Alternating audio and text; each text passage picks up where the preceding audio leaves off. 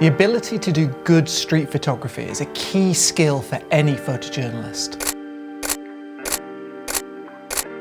In this video, I want to share with you 5 tips that I know will help improve your street photography. From how to capture moments to how to become a fly on the wall, these tips are going to take your street photography to a new level.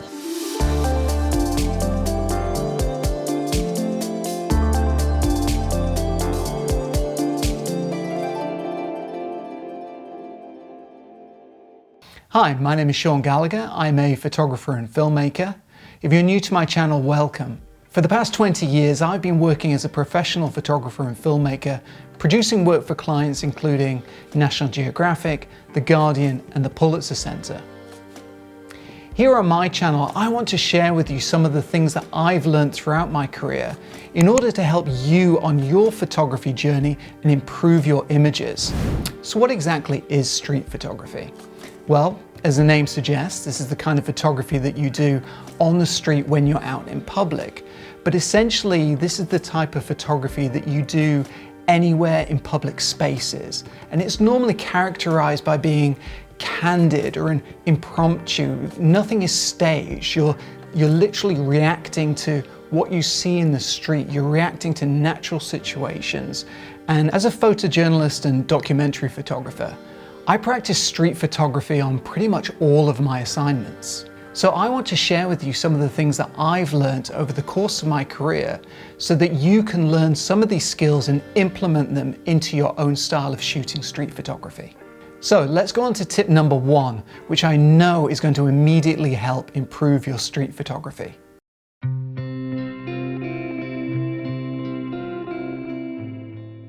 One of the most fun parts of street photography is the unpredictability. When you go out in the morning, you never know what kind of things you're going to find or see on that day. The secret to finding unexpected moments is to be hyper aware of people. And in that I mean you're paying really close attention to how people move, how people interact with each other. You're anticipating what people will do before they do it. In this image, I came across a group of people playing volleyball in the streets in Tuvalu. By getting low and using the reflection, I was able to capture this really unique moment as they were engrossed in their game. On the banks of the Ganges in India, I noticed these men bathing in the river. I framed the photo to take the image, but then noticed a bird flying nearby, and I decided to wait until it flew into the frame to be the moment that I made that image. While wandering the streets of London, I actually came across some celebrations for the festival of Diwali. I embedded myself in the crowd and I tried to capture the happy atmosphere as people reacted to the shows taking place there. A simple moment often works best, such as these 2 nuns who are holding hands while crossing the street in Lisbon, Portugal. You can't predict moments like this, but you just need to be really aware when you're out in the street shooting that these moments might occur in front of you. So when you're next out taking photographs, make sure to think about those moments. Think about how people interact with one another and try to anticipate those moments that might reveal themselves in front of your camera. Then you can start to think about how you compose the shots and how you can use composition to make much more compelling photographs. Which takes us on to tip number 2.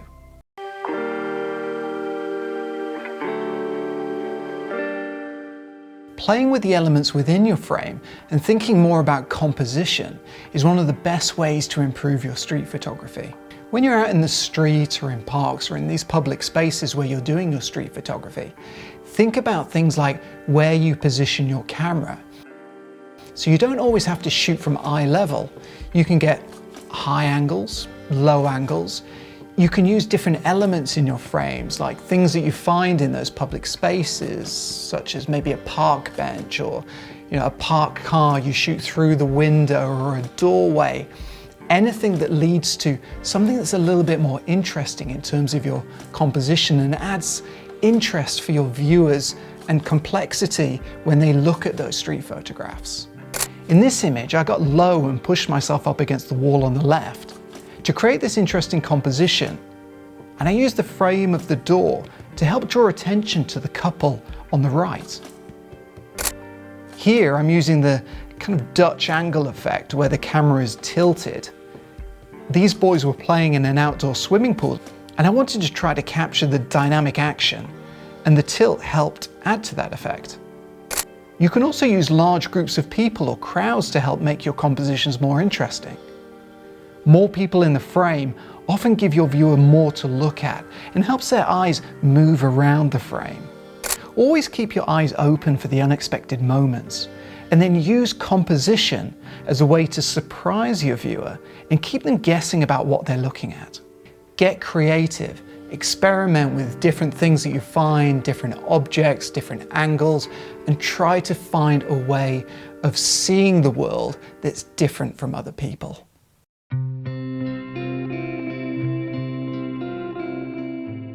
One of the main things that you'll notice from looking at the work of photojournalists is that they often photograph like a fly on the wall, where nobody in the photograph is paying any attention to them. But how do they do that? Getting to know people in the areas you're photographing is key to getting access to those natural moments. The more time you spend with people, the more they will relax around you, and the less they'll pay attention to you. As you photograph people in the street, work quietly but purposefully. Don't make huge movements, and don't throw your camera in people's faces. Be respectful and wait for those images that appear for you, that reveal those moments of real life. To become a good street photographer, you need to be fascinated by people, and you need to be fascinated with that ballet of daily life that appears in front of you as a street photographer. But the best way to do that is to embed yourself in whatever community that you find yourself in, or whatever situation you're photographing. Take time, meet people, talk to people, become that fly on the wall, and make sure that people know that you're not a threat, that you're just there to take pictures. And then people relax, and slowly you can start to find and capture those images that really reveal daily life.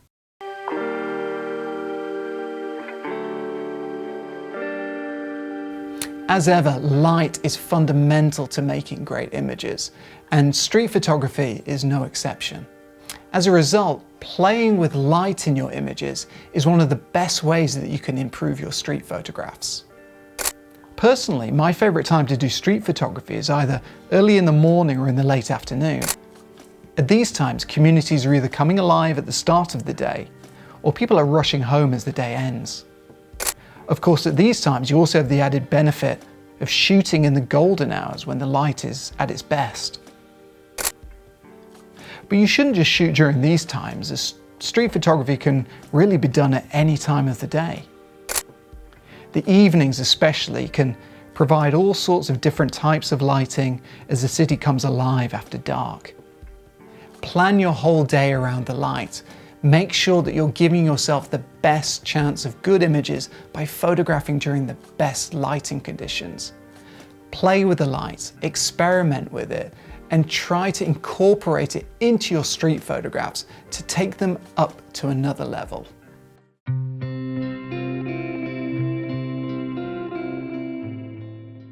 One of the final tips that I want to share with you is to think of the scene that you're photographing as if it was a stage. Now, when you go to the theatre, the stage is composed of two things. It's the place where the actors are walking, but it's also the backdrop behind them. And one of the things that I do a lot when I'm out doing street photography is I actually find the backdrop first, and then I compose the scene with that backdrop in mind. So I know I've got an interesting backdrop, and then all I need to do is wait for those actors to come in and out of the scene in an interesting position, and that's the moment that I take the picture. If you're in front of a famous landmark, for example, you can find a unique angle, frame your image first with the backdrop, and then simply wait for something interesting to happen to make the image. Search for interesting backdrops and compositions first, then try and anticipate where people will come into the frame and pick the positions that you think might work best. Just be ready to take the photo at exactly the right moment that you want. Go beyond just one person and wait for multiple people to come in front of your backdrop. This will add more complexity and drama to your images. The key to this technique is anticipation and patience. These are essential qualities for all aspiring street photographers. So next time you're out doing street photography, make sure to look out for those interesting backdrops.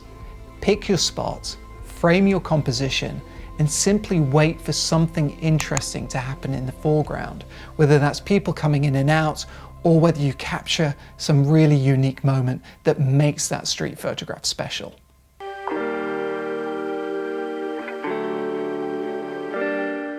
Street photography really requires patience and persistence.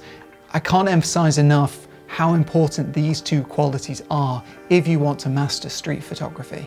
The reward for this patience, however, are photos that are often unique, they're spontaneous, and they can't be repeated by any other photographer. That's one of the beauties of street photography, and when you're able to capture one of those images, you know that they will be completely unique to you, and that moment that you saw, that you anticipated, will be uniquely captured in that image forever.